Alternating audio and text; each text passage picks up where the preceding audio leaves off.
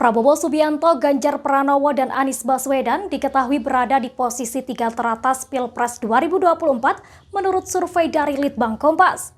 Memasuki di tahun politik, elektabilitas ketiganya masih bertengger di papan atas untuk peluang dipilih pada Pilpres 2024.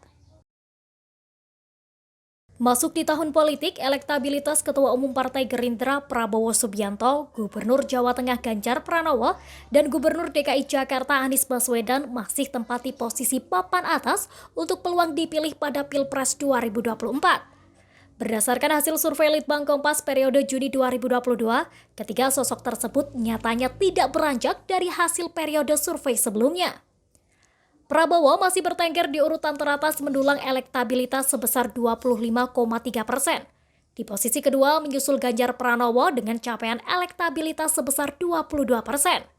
Sementara elektabilitas untuk Anies Baswedan pun konsisten dengan capaian sebesar 12,6%. Mengacu pada hasil survei, ketiga nama bakal capres di papan atas itu telah menyerap setidaknya 3/5 total elektabilitas nama yang digadang-gadang maju dalam pemilu presiden 2024.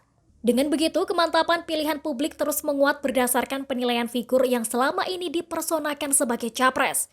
Ini tergambar dari alasan utama yang diungkap responden dalam memilih capres. Sisi personel yang dicitrakan capres seperti ketegasan dan kewibawaan hingga pribadi yang sederhana dan merakyat menjadi alasan yang diungkap separuh lebih responden. Bahkan proporsi itu jauh lebih besar jika dibandingkan alasan lain yang diungkap terkait latar pengalaman kiprah, prestasi, ataupun pendidikan capres.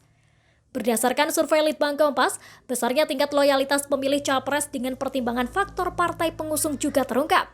Sebagian besar responden, yakni 67,7%, menyatakan teguh memilih capres yang mereka sukai sekalipun diusung parpol yang tidak disukai. Proporsi ini meningkat sekitar 5% dari temuan yang ditangkap pada survei periode Januari 2022. Kenaikan ini sejalan dengan penurunan respon publik untuk tidak akan memilih capres karena faktor partai pengusung. Atas kondisi ini, sikap responden yang menganulir pilihannya hanya pada salah satu capres dapat dihitung sebagai potensi suara pendukung yang akan tergerus.